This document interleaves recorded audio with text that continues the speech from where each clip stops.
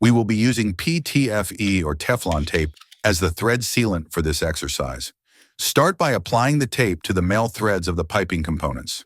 Make sure to use tape that is compatible with the fluid in your piping system.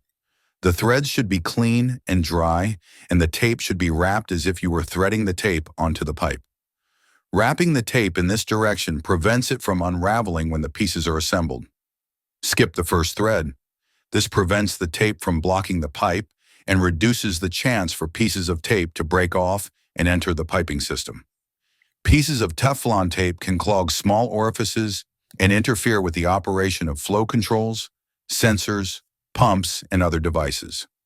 Follow the manufacturer's recommendation for the number of layers, but 3 to 4 wraps is a commonly used technique. Pull the tape tightly onto the threads as you apply the tape, breaking it off when the desired thickness is reached. Thanks for watching. Visit industrialmaintenancetraining.com for more resources and connect with our customer service team anytime at sales@mstservices.net. We look forward to helping you succeed.